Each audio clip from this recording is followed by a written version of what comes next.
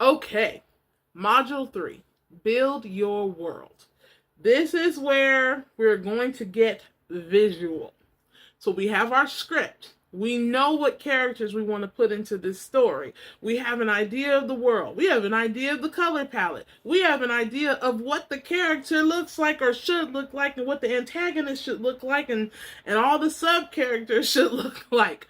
So what we want to do is now build our world. We're going to need some kind of drawing medium to do that. You want to first start off with maybe drawing some sketches by hand. Just a little bit. You may want to go on Pinterest and look at some ideas. Maybe you're going to do a steampunk series. You can go on Pinterest and say, show me like 10 steampunk looks and ideas. Maybe you want to do a story with some misfit kids who are in the goth. Show me some goth looks. I got a character idea for this band of people, and I just need to see what this looks like, because you got to build your world. And then you can download those things, and then you can drop them either into ChatGPT, Gemini, and some other places, and you can start building your characters in those places. You can even do it on any AI platform can do this with the right prompts and the right clips.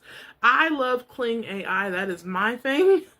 I also do use OpenAI. I use 11 Labs. I have used Flux. And a couple others. But Kling, for me, we are thick as thieves. We have a relationship.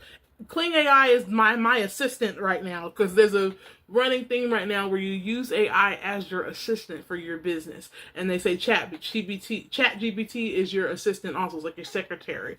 And so between ChatGPT and Kling AI, it assists me in refining and executing every idea I have. And before I'll have the idea, I'll jot it down, and then I'll put it there and say, okay, here's my idea.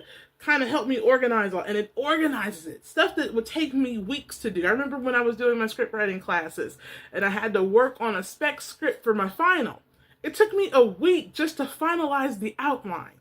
And I had to break down every character, what their motivation was, what the look looked like. And then I had to take another week to do just the shot list. It's a very tedious task. Once again, this goes back to the conversation from the beginning. Analog versus digital, analog world or a DAW. Sometimes we need that quick thing, especially if you're a team of one trying to run a faceless channel. These are your tools. So, building your world. I like Sketchbook Pro. It's what I like about it. I've been using Sketchbook Pro now for over almost 17 years.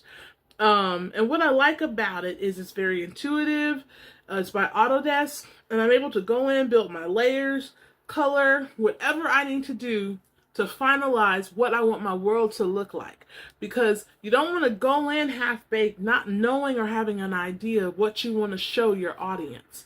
So building your world is very important. You can also use Canva, where if you want to take some of the things from Pinterest or take some of the ideas you have, and then you just plop them in. They've got a lot of clip art. They have a lot of pre-things, both in the free version of Canva and in the paid version, where you're able to pull just ideas so you can see what your characters are looking like. Just seeing your characters on the paper, like I said before with the storyboarding, inspires you to move forward in what it is that you're trying to do. In that, you also want to look at your what the character would wear, what they wouldn't wear. You want to look at the background. What does the apartment look like? I was working on a web series for my book, Poverty's Finest. And what I enjoyed after I made the character is I needed to set up all their backgrounds, the homes, because some of the scenes took place in one of the apartments.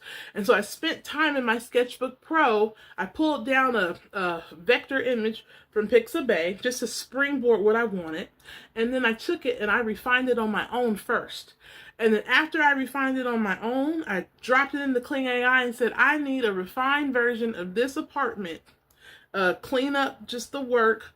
And this is the idea. I wanted to have this aesthetic, and it took my work and then revamped it again, and then I had the apartment that I wanted to tell this story, and it was perfect. So you want to make sure you build your world.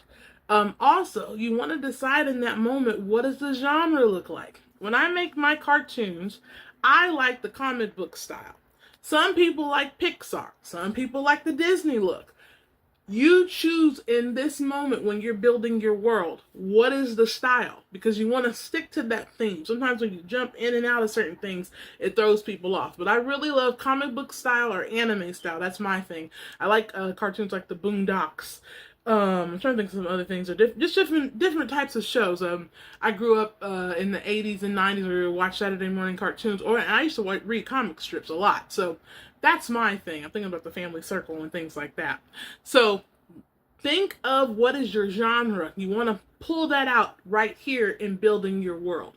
Once you have an idea of that, once you have your visuals, you are then ready to figure out what your characters are going to sound like. I'll see you in the next module.